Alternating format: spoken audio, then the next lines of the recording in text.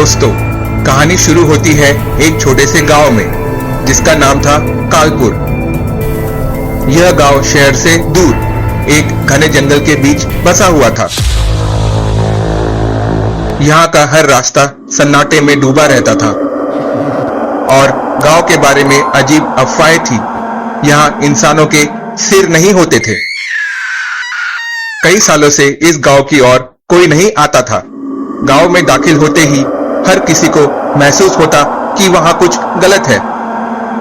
एक दिन शहर से एक अजनबी आदमी राजेश इस गांव में पहुंचा। वह बस थोड़ी देर रुकना चाहता था क्योंकि वह रास्ता भटक गया था। जैसे ही वह गांव के अंदर गया, उसने देखा कि वहां के लोग अजीब थे। सबके शरीर सामान्य थे, लेकिन किसी का सिर नहीं था। फिर भी वे लोग चल रहे थे, खेती कर रहे थे, जैसे सब कुछ सामान्य हो। राजेश का दिल जोर से धड़कने लगा। उसकी आंखें भय से चौड़ी हो गई। वह समझ नहीं पा रहा था कि यह सब सच है या कोई डरावना सपना। राजेश गांव में एक घर के पास गया और दरवाजा खटखटाया। दरवाजा अपने आप धीरे धीरे खुला। भीतर से कोई आवाज नहीं आई, पर एक ठंडी हवा ने उसे झंझोर के रख दिया।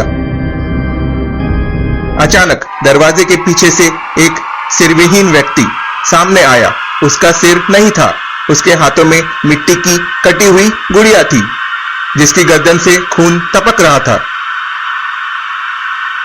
वह व्यक्ति बिना सिर के भी कुछ बोलने की कोशिश कर रहा था, लेकिन कोई आवाज नहीं निकल रही थी। राजेश के पैर जम गए। वह भागना चाहता था, पर उसके शरीर ने जवाब दे दिया था। गांव के हर कोने से धीरे धीरे सिरविहीन लोग उसकी ओर बढ़ने लगे।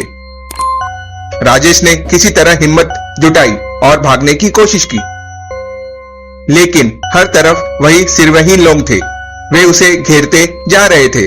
उसकी सांसें तेज हो गई और उसका शरीर पसीने से तर हो गया। जब उसने गांव के सबसे पुराने मंदिर की ओर देखा, तो वहां की पुरानी टूटी हुई मूर्ति ने उसकी ओर इशारा किया। मूर्ति के हाथ में एक पन्ना था, जिस पर खून से लिखा था, जो यहां आया उसका सिर गया, वापस जाने का कोई रास्ता नहीं। यह देखकर राजेश ने अपनी गर्दन को छुआ और उसकी आंखों में डर और घबराहट छा गई। उसकी अपनी गर्दन पर कुछ भी महसूस नहीं हुआ। वह चिल्लाता रहा, लेकिन उसकी आवाज भी अब गायब हो चुकी थी। गांव ने उसे भी अपना शिकार बना लिया था। धीरे धीरे उसकी दृष्टि धुंधली हो गई और वह जमीन पर गिर पड़ा। और उसकी गर्दन पर जो आखिरी स्पर्श हुआ, वह सिर्फ खालीपन था। अब कालपुर के सिरविहीन लोगों में एक और सिरविहीन इंसान जुड़ चुका था, राजेश। गांव में अब तक हर रात उसकी परछाई घूमती है, पर कभी कोई उसका चेहरा नहीं देख पाता, क्योंकि उसके सिर का अब कोई नामो निशान नहीं बचा। क्या आपने सोचा था कि ये सिर्फ एक कहानी थी? लेकिन कालपुर कोई अफवाह नहीं है। ये गांव आज भी वही है, सिरविहीन लोगों का अड्डा। और जो एक बार वहां गया, वो कभी लौटकर नहीं आया। राजेश जैसे कितने लोग उस गांव का हिस्सा बन चुके हैं। क्या आप भी उस रास्ते से गुजरोगे?